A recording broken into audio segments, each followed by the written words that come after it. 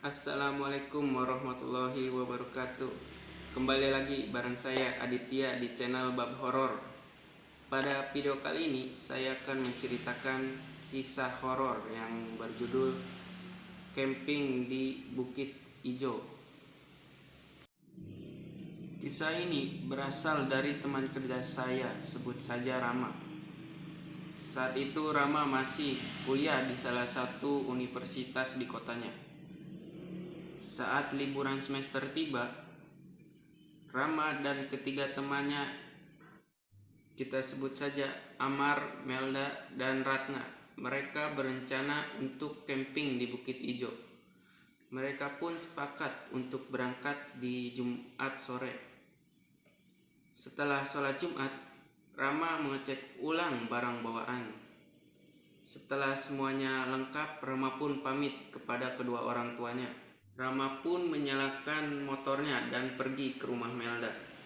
15 menit kemudian, Rama pun sampai di rumah Melda.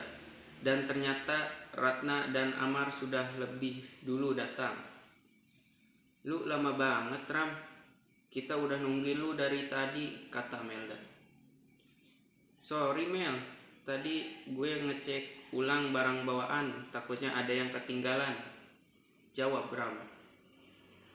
"Ya udah, ayo langsung berangkat aja biar nggak kemalaman," kata Amar. "Oke," jawab Rama. Mereka pun berangkat menuju rumah Patih. Nah, Patih ini sepupuhnya Ratna dan dia yang tahu jalur menuju tempat camping. 30 menit kemudian mereka pun sampai di rumah Patih. Ternyata Patih sudah menunggu di depan rumahnya. "Lama banget, Rat.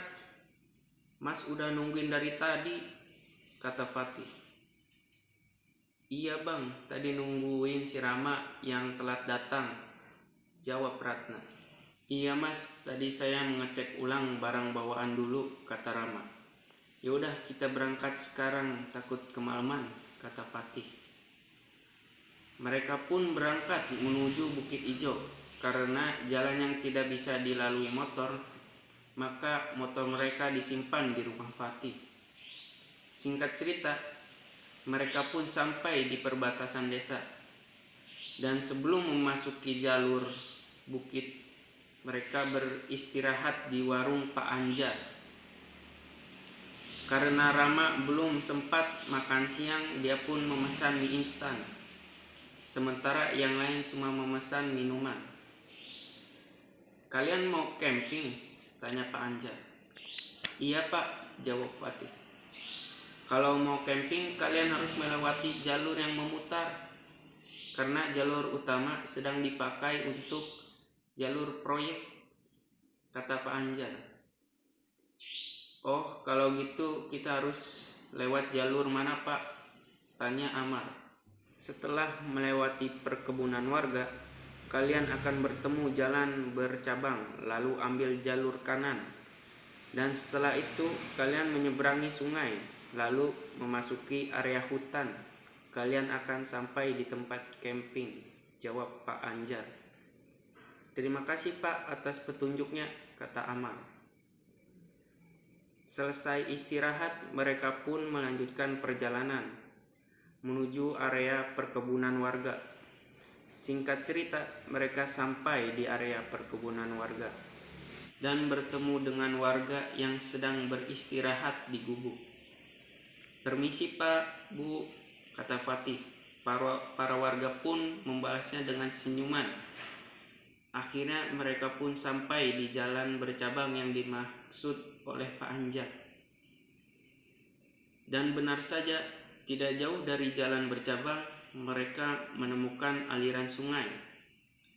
Saat itu Ratna pengen buang air kecil. "Duh mas, Ratna kebelet nih," kata Ratna ke Patih. "Ya udah, kamu buang air di sana aja," kata Fatih sambil menunjukkan ke arah batu yang ada di pinggir sungai.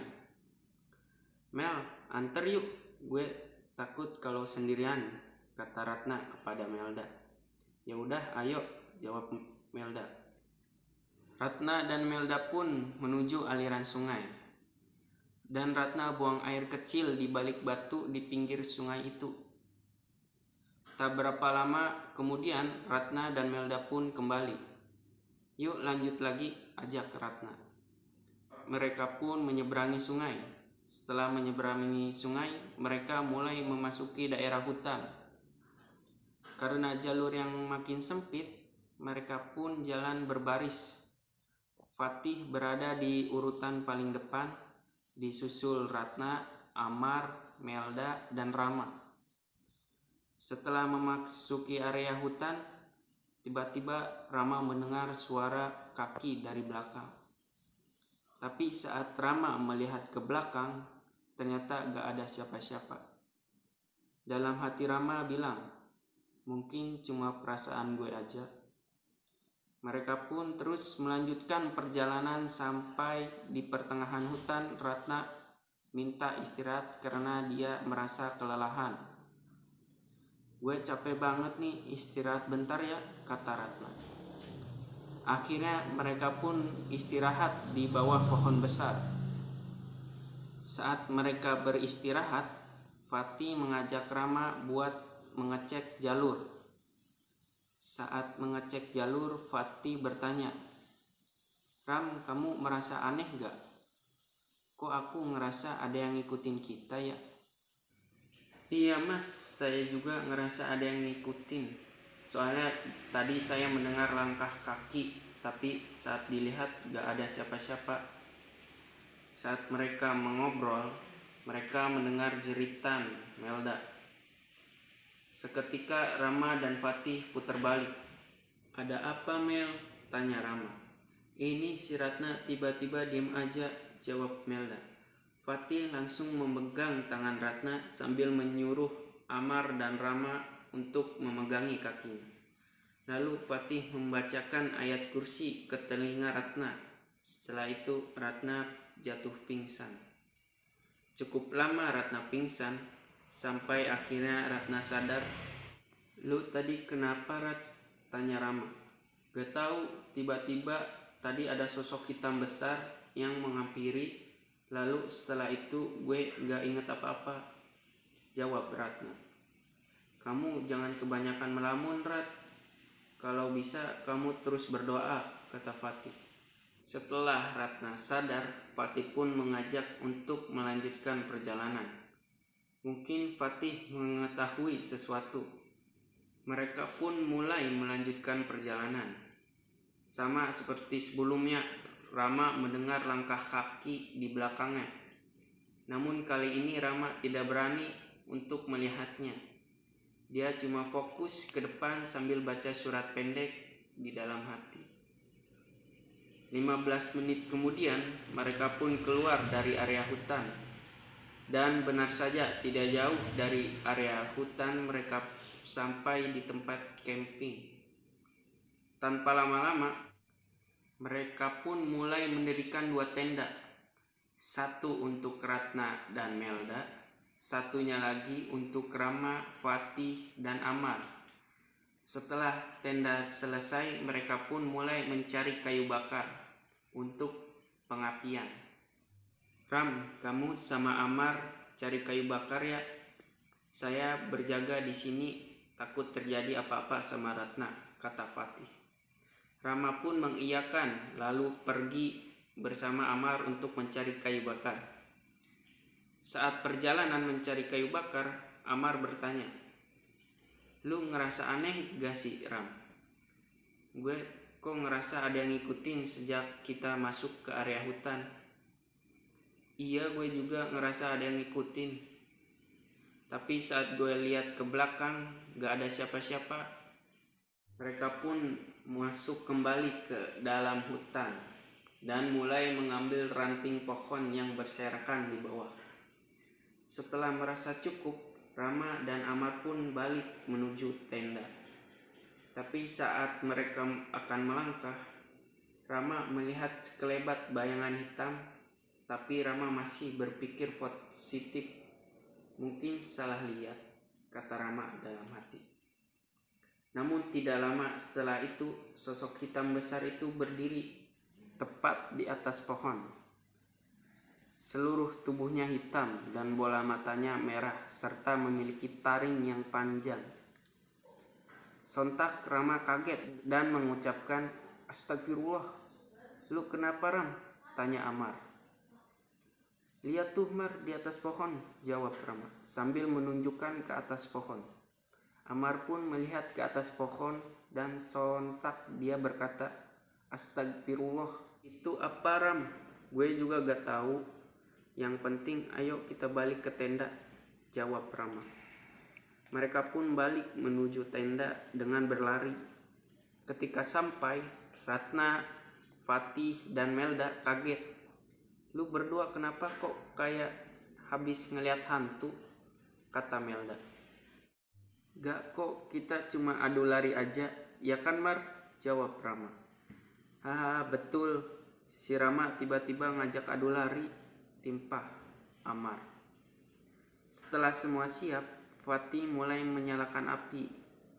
Sementara Ratna dan Melda menyiapkan alat masak. Rama dan Amar masih duduk istirahat karena mereka kecapean.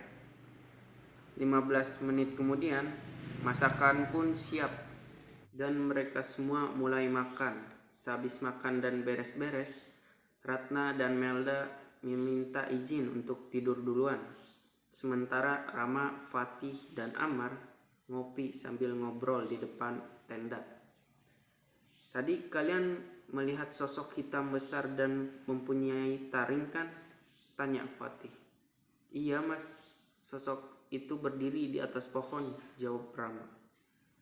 "Tadi sosok itu sempat datang ke sini, tapi aku langsung membacakan ayat kursi dan surat-surat pendek." Dalam hati Rama bilang, "Oh, jadi sosok itu datang ke sini juga. Kayaknya ada sesuatu deh Mas. Soalnya selepas masuk hutan aku merasa ada yang ngikutin," kata Amar kepada Fatih. "Iya, Mas juga ngerasa ada yang ganjil, tapi Mas belum tahu penyebabnya," jawab Fatih. Ketika mereka mengobrol, tiba-tiba terdengar lolongan anjing dari arah hutan. Suara lolongan itu makin dekat. "Mas, ada lolongan." Belum selesai Rama bicara, Fatih memotong omongannya dan menyuruh mereka masuk ke dalam tenda. "Ayo cepet masuk ke dalam tenda." Mereka pun langsung masuk ke dalam tenda. Amar yang ketakutan langsung menutup mukanya dengan ransel. Sementara Fatih mengintip dari celah tenda. Suara langkah dan lolongan semakin dekat. Hingga akhirnya suara itu benar-benar melewati tenda mereka dan suara lolongan itu makin menjauh. Rama yang penasaran menanyakan kepada Fatih, "Tadi apa Mas? Dari perawakannya sih kayak pemburu. Tapi baju yang dia kenakan itu kayak baju di era Belanda dulu," jawab Fatih. "Mungkin itu hantu Belanda ya Mas?" tanya Amar. "Bisa jadi sih, soalnya di bukit ini udah jarang dimasuki pemburu." Tiba-tiba hujan turun. "Wah, kok tiba-tiba hujan sih?" gerutu Amar. Baik Rama maupun Fatih tidak menanggapi perkataan Amar. Fatih malah menyuruh buat istirahat. Akhirnya mereka mematikan lampu patromak dan segera rebahan. Entah kenapa Rama tidak bisa tidur. Dia udah meremin mata, pindah posisi dari rebahan menjadi tengkurap, tapi tetap dia gak bisa tidur. Rama pun menyalakan HP dan melihat jam yang ternyata sudah jam 1:25. "Mending gue dengerin musik aja, siapa tahu kalau dengerin musik gue bisa tidur," ucap Rama dalam hati. Rama pun mendengarkan musik, tapi anehnya saat dia memutar musik, dia mendengar suara gamelan. Rama menghentikan musiknya dan anehnya bunyi gamelan itu ikut berhenti. Rama mencoba sekali lagi memutar musik dan lagi-lagi suara gamelan pun kedengar kembali. Rama pun mulai merinding dan langsung menutupi wajahnya dengan ransel. Tapi tiba-tiba terdengar suara langkah kaki yang mendekat ke tenda mereka dan terdengar suara, "Mas Fatih, Mas, bangun Mas," teriak Melda dengan suara yang ketakutan. Rama pun membuka tenda dan bertanya, "Ada apa Mel?" "Bangunin Mas Fatih cepat," kata Melda. "Iya, sabar, gue bangunin." Rama pun membangunkan Mas Fatih dan Amar. Lalu Mas Fatih keluar dari tendanya. "Ada apa Mel?" tanya Fatih. "Ratna Mas, Ratna kerasukan," jawab Melda. Tanpa pikir panjang, Fatih pun langsung menuju tenda Ratna. "Siapa kamu? Ada urusan apa dengan saudaraku?" kata Fatih. "Saudaramu telah lancang kepadaku. Dia telah mengotori rumahku." "Emang apa yang dilakukan oleh saudaraku? Dan di mana rumahmu?" kata Fatih. "Batu besar di tepi sungai." Fatih pun mulai paham dan berbicara dalam hati, "Oh, jadi makhluk ini yang mengintai Ratna karena kejadian itu. Kalau gitu saya minta maaf atas kelancangan saudara saya," kata Fatih. "Tidak bisa. Jika kau ingin saudaramu selamat, maka kau harus membersihkan tempatku." Seketika Ratna jatuh ambruk dan Fatih langsung mengangkat Ratna dan membaringkannya. "Mas, gimana ini? Apa Ratna akan baik-baik saja?" tanya Melda dengan nada cemas. "Insya Allah bisa," kata Fatih. "Kalau gitu saya akan menuju batu besar itu. Ram, antar Mas ya. Kalian berdua tolong jaga Ratna," kata Fatih. "Baik Mas," jawab Amar dan Melda. Akhirnya Rama dan Fatih berangkat menuju aliran sungai. Saat mereka akan memasuki area hutan, lolongan anjing kembali terdengar dan kali ini arahnya menuju mereka. "Ram, ayo bersembunyi di balik pohon," kata Fatih. "Iya Mas," jawab Rama. "Ingat ya Ram, jangan sampai ketahuan. Kalau ketahuan bisa gawat," kata Fatih. Mereka pun bersembunyi di balik pohon. Terdengar suara langkah kaki yang semakin dekat. Dan kini sumber suara itu berhenti tepat di jalur yang sejajar dengan mereka. Rama pun memperhatikan dan dia bergidik ngeri karena kepala mereka tertukar.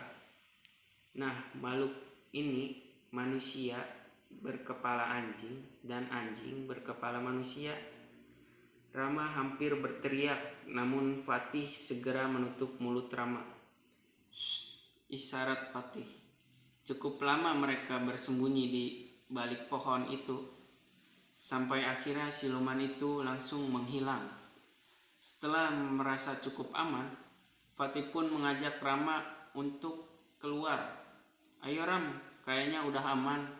Rama pun menuruti Fatih dan segera keluar dari pohon itu. Singkat cerita, Rama dan Fatih sampai di area tengah hutan. Dan di sini Rama melihat sekelebat cahaya warna-warni yang terbang dari pohon ke pohon. "Udah, jangan dihiraukan, tetap fokus dan teruslah berdoa," kata Fatih. Beberapa saat kemudian, mereka pun sampai di area sungai. Saat mereka hendak menuju ke batu besar, mereka dikagetkan oleh suara panggilan kepada Fatih. Mereka pun menengok ke arah suara itu. Dan ternyata suara itu berasal dari seorang kakek-kakek yang memakai baju putih dan sorban putih. "Kakek," kata Fatih sambil nyamperin kakek itu. Di sini Rama kaget karena Fatih kenal dengan kakek itu. "Apa yang terjadi dengan cucuku Ratna?" tanya kakek itu. "Oh, ternyata ini kakeknya Mas Fatih," kata Rama dalam hati. Fatih pun menjelaskan secara detail apa yang terjadi pada Ratna. Setelah Fatih menjelaskannya, kakek itu membuka sorban dan memotong sebagian sorbannya. "Ini, gunakan sorban ini untuk membersihkan tempat itu. Ingat, kau harus membilasnya sebanyak 17 bilasan. Lalu setelah itu taruhlah sorban ini di dahi Ratna," kata kakek itu sambil menyodorkan sobekan sorban. Setelah memberikan sobekan sorban, sosok kakek itu pun menghilang. Tadi itu kakeknya Mas Fatih ya? Tanya Rama. Iya Ram, tapi dia udah lama meninggal. Mungkin itu sosok jin Khorinnya kakek yang ingin menolong Ratna, jawab Fatih. Mereka pun mulai membasuh batu itu dengan sorban. Dan setelah 17 bilasan, mereka pun segera menuju tempat camping. Singkat cerita, sampailah mereka di tenda Ratna. Dan Fatih pun langsung meletakkan sorban itu di dahi Ratna. Setelah itu, Ratna pun sadar.